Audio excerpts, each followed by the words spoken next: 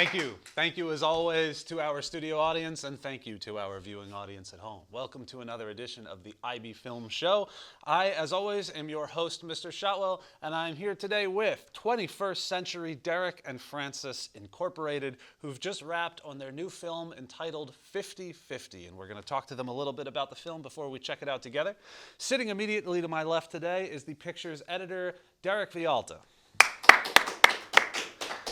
And immediately to his left, the picture's cinematographer, Francis Hasin. Thanks for joining me, guys. How are we feeling? Pretty good. Good. Welcome back. Always a pleasure to have you. So Derek, seeing as you're sitting immediately to my left, I figured we'd start with you today. So you edited the film, but you also played a few other roles in it, including acting as the protagonist. Yeah, and I did like a monologue throughout the whole film. Right. Much of the film was sort of built underneath that spoken monologue that you did. So that was indeed you not only acting on screen as the character, but reading the monologue out loud? Yeah. Great. And I wanted to ask you specifically about that, because having been sort of involved in the whole production process with you guys, I know that when we screened your original rough cut of the film, you guys both, but I think you in particular had some issues with the delivery of that monologue and your performance of it the first time through. So what specific issues did you as an actor have with the delivery of the first monologue in the rough cut, and what adjustments did you make in your delivery to it and eventually in what became the monologue that we see in the final version of the film here? Well, so in the rough cut version, like it was pretty rushed, and like you could tell. And in it, I'm like sniffling a lot. Yeah.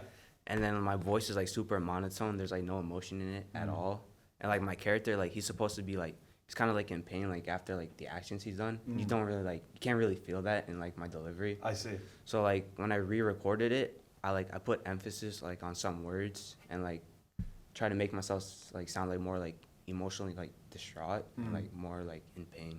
How many times do you think you read this monologue and recorded it out loud before you settled on the final one you wanted to use? Well, like on certain like parts of it, for the first cut, it was like all in like one go. I see. So like for like when for the final version, we did it in like small chunks. Yeah. Oh, I see. Yeah. Instead of one continuous read. Yeah. That's interesting. So Francis, cinematography. And I know that you were particularly interested in taking advantage of this as an opportunity to discuss a specific technique that you employed in this film, the wide shot. So I wanted to ask you, in your short film, we're going to see you make fairly extensive use of large, dramatic wide shots, especially when we're showing the city which Derek's character has moved to, Chicago, I think? Yeah. Right? And obviously you didn't fly out to and shoot in Chicago. You're shooting in the local area to sort of pass it off as Chicago.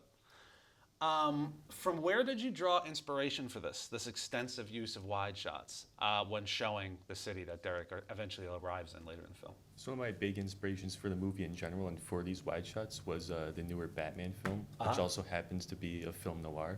Oh, the noir-style Batman film, yes. Yeah, right. so like that movie uses a lot of like large wide shots of Gotham, and they're like very dramatic. So I kind of wanted to emulate that with my wide shots, and I feel like the main wide shot of the city that we see, like I didn't really plan for it to look like this, like large or like this grand scale, but I feel like it really made the local area look like a real city.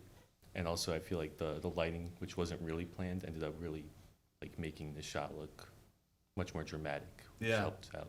It's interesting because, as much of our local audience will know, you shot this entire film in the village of Rockville Center. But I think quite effectively, and you were just speaking to this, you feel like managed to kind of blow up the scale of it.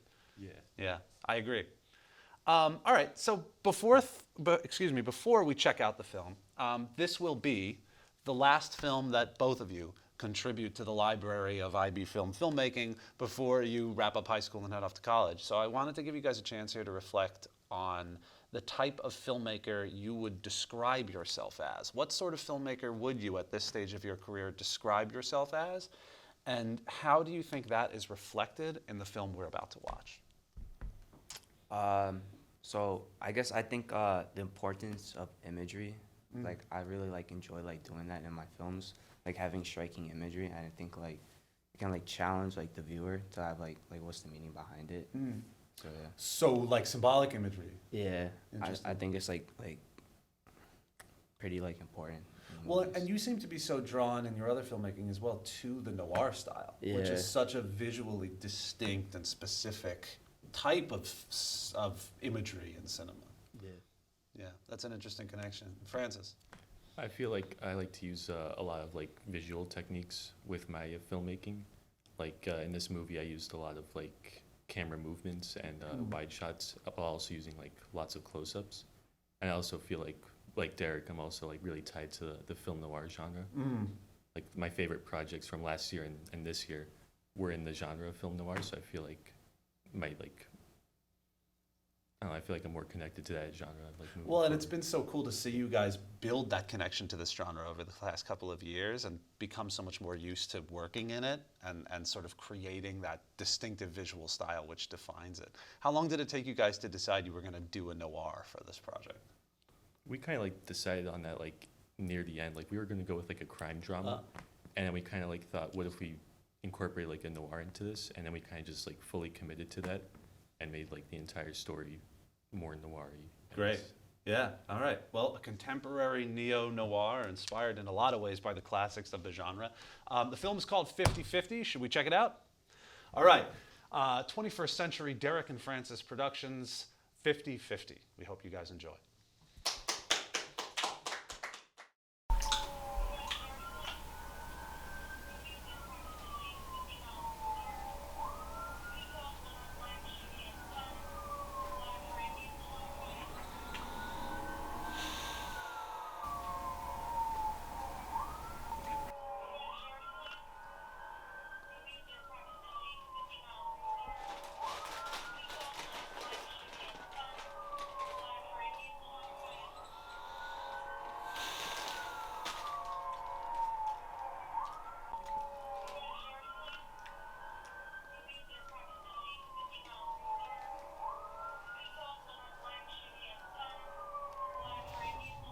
Dead.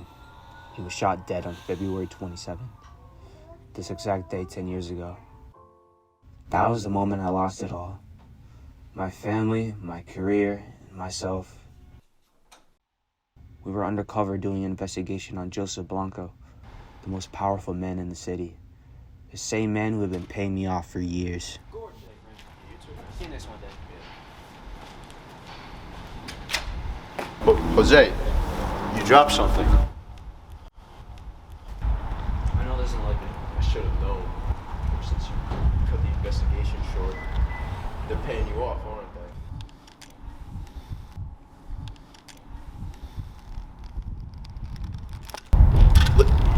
Listen, man. You don't have to do it. I won't tell you. I swear. Just take the envelope. Okay.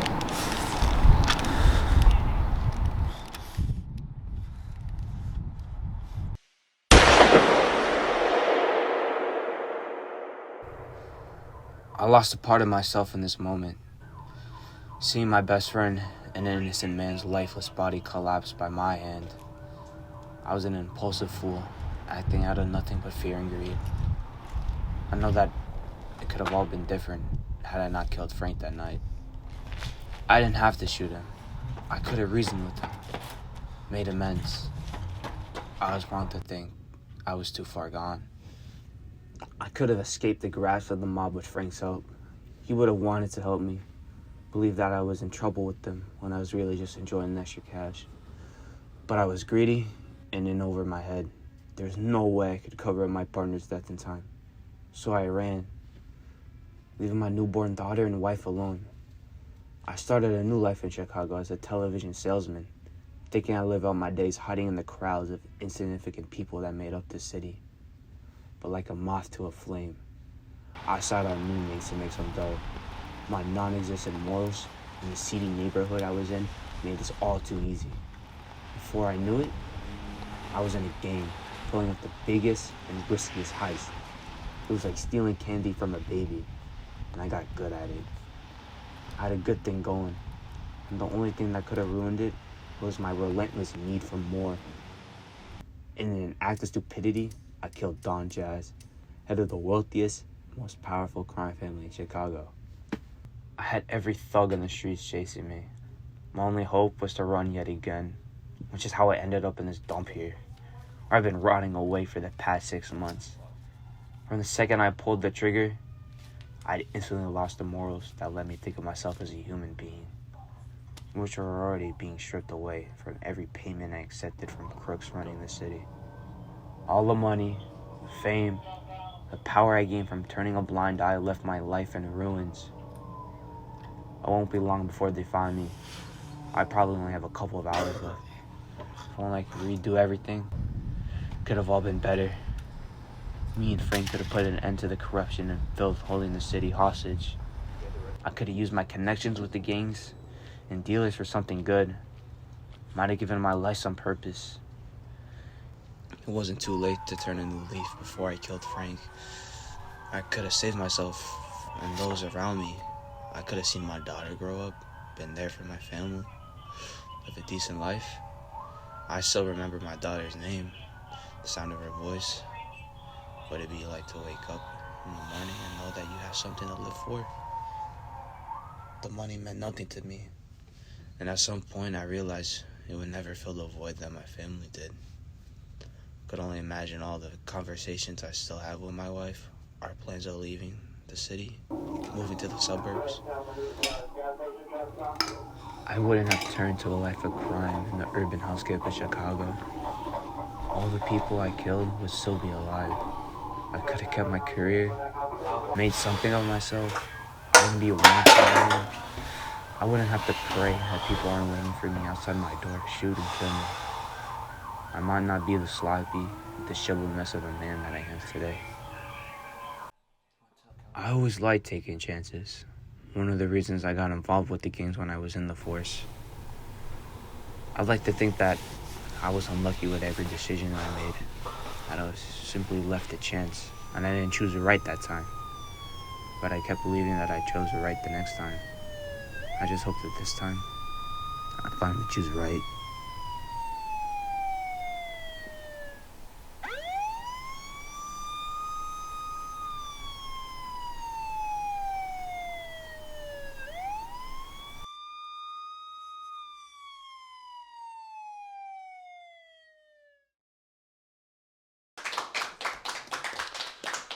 All right. Thank you, gentlemen. Thank you, as always, for coming in, and thank you, as always, to our viewing audience at home. This has been another edition of the IB Film Show, and we will see you next time, everybody. Take care.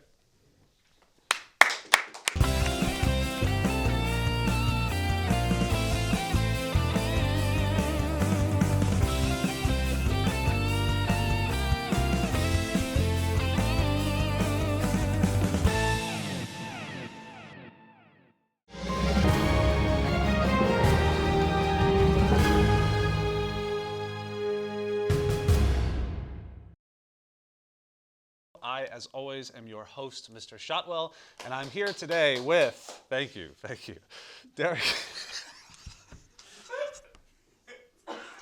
No, wrong spot. Wrong spot. Wait till I introduce. No, that's not where it goes.